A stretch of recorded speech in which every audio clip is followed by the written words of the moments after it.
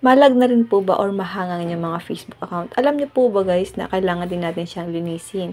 Lalong-lalo na po guys kung lagi kayong nagsisearch ng mga paborito niyong vlogger o kaya nanonood kayo ng mga paborito nyong content ng inyong mga vloggers. So, kailangan din po natin siya guys linisin. Ngayon guys, open lang natin ang Facebook account natin at ilagin niyo po yung inyong account. Tap lang natin ang 3 lines, tap settings icon, scroll down. Dito po sa your activity, itap nyo lang po ang activity log. At dito, iswipe nyo lang po siya guys pa left. May makikita kayo dyan na video search, video watch, search history. Itap lang natin ang search history. Lalabas dito kung marami kayong sinesearch sa inyong mga Facebook account. Sa akin guys, isa lang yung sinearch ko.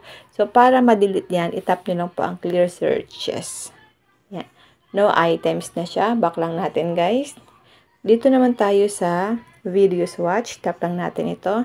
Ito naman guys yung mga napanood natin sa ating mga Facebook account. So para ma-delete yan, itap nyo lang po ang clear video watch history.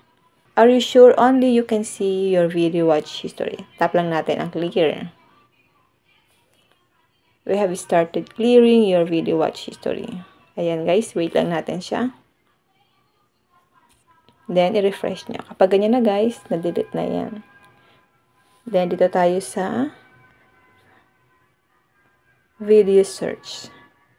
Kung meron po kayong mga sinesearch na video, lalabas yun dyan, itap nyo lang po yung clear. Okay? Ngayon, back lang natin.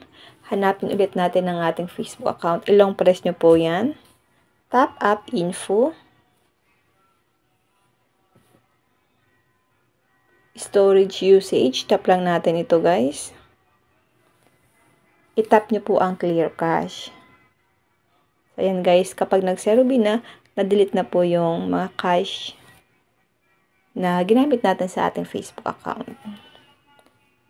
I-clear cache nyo lang guys ha. Huwag nyo pong i-clear dito yan. Clear cache lang. Okay, ganun lang po guys kadali para linisin natin ang ating mga Facebook account. Lalong-lalo na po guys kung lagi nyo po yan ginagamit. Yun lang guys, sana po may natutunan kayo sa aking video.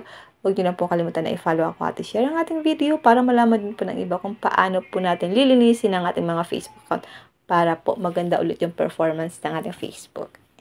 And now, thank you for watching.